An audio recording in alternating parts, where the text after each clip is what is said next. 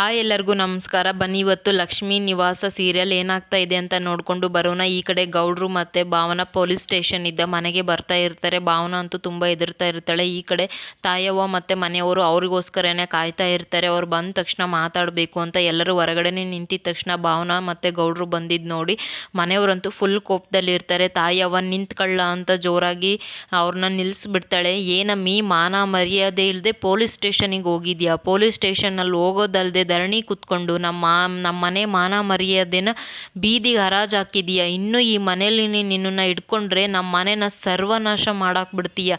ಎಂಥವಳನ್ನ ತಗೊಂಬಂದು ನಮ್ಮ ಮನೆಗೆ ಇಟ್ಬಿಟ್ಯೋ ಅಂತ ಗೌಡ್ರಿಗೂ ಕೂಡ ಬೈದು ಭಾವನಾಗೂ ಬೈದ್ಬಿಟ್ಟು, ನೋಡಮ್ಮಿ ಇದ್ರ ಮೇಲೆ ನಾನಂತೂ ನಿನ್ನ ಈ ಮನೇಲಿ ಇಟ್ಕೊಂಬಿಟ್ರೆ ನಮ್ಮ ಮನೆ ಸರ್ವನಾಶ ಆಗ್ಬಿಡುತ್ತೆ. ಈಗಲೇ ಈ ಮನೆ ಬಿಟ್ಟು ಹೋಗ್ತಾ ಇರು ಅಂತ ಜೋರಾಗಿ ಅರ್ಚ್ಬಿಡ್ತಾರೆ. ಅದನ್ನ ಕೇಳಿಸ್ಕೊಂಡು ಭಾವನಾ ಅಂತೂ ಫುಲ್ ಭಯ ಪಟ್ಟಿರ್ತಾಳೆ. ಅದನ್ನ ಕೇಳಿಸ್ಕೊಂಡ ಗೌಡ್ರು ಕೂಡ ಏನು ಮಾಡಬೇಕು ಅಂತ ಗೊತ್ತಾಗದ್ರೆ, ಇವರಿಗೆ ಈ ಮನೇಲಿ ಜಾಗ ಇರೋಕ್ಕಿಲ್ಲ ಅಂದಮೇಲೆ ನಾನು ಕೂಡ ಈ ಮನೆಯಲ್ಲಿ ಇರೋಕ್ಕಿಲ್ಲ ಕಣವ್ವ ಅಂತ ಹೇಳ್ಬಿಡ್ತಾನೆ. ಅದನ್ನು ಅವ್ರ ತಾಯವ್ವ ಮತ್ತು ಅಮ್ಮ ಕೇಳಿಸ್ಕೊಂಡ್ಬಿಟ್ಟು ಫುಲ್ ಶಾಕ್ ಆಗಿಬಿಡ್ತಾರೆ.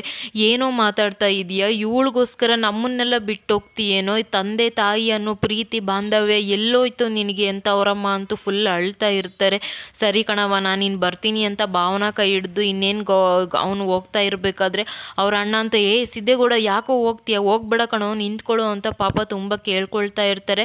ಆದರೆ ಈ ಕಡೆ ಗೌಡ್ರು ಯಾರ ಮಾತು ಕೇಳ್ದೇನೆ ಭಾವನಾ ಕೈ ಹಿಡ್ಕೊಂಡು ಕರ್ಕೊಂಡು ಹೋಗ್ತಾರೆ. ಇವಾಗ ರಸ್ತೆಯಲ್ಲಿ ಇಬ್ಬರು ಕೂಡ ನಡ್ಕೊಂಡು ಬರ್ತಾ ಇರ್ತಾರೆ. ಇವಾಗ ಅವ್ರಿಗೆ ಎಲ್ಲಿಗೆ ಹೋಗ್ಬೇಕು ಏನು ಮಾಡಬೇಕು ಅನ್ನೋದು ಗೊತ್ತಾಗಲ್ಲ. ಅವ್ರ ಸಹಾಯಕ್ಕೆ ಮೇ ಬಿ ಅವ್ರ ಫ್ರೆಂಡ್ಸ್ ಬರ್ಬೋದು ಅಂತ ಅಂದ್ಕೊಂಡಿದ್ದೀನಿ. ಇದಿಷ್ಟು ಇವತ್ತಿನ ಸಂಚಿಕೆ. ಯಾರೆಲ್ಲ ಸಬ್ಸ್ಕ್ರೈಬ್ ಮಾಡ್ಕೊಳ್ದೆ ವಿಡಿಯೋ ನೋಡ್ತಾ ಇದ್ದೀರಾ ಪ್ಲೀಸ್ ಸಬ್ಸ್ಕ್ರೈಬ್ ಮಾಡಿಕೊಂಡು ವಿಡಿಯೋ ನೋಡಿ. ಇದೇ ಥರ ಅಪ್ಡೇಟ್ಸ್ನ ಕೊಡ್ತಾ ಇರ್ತೀನಿ.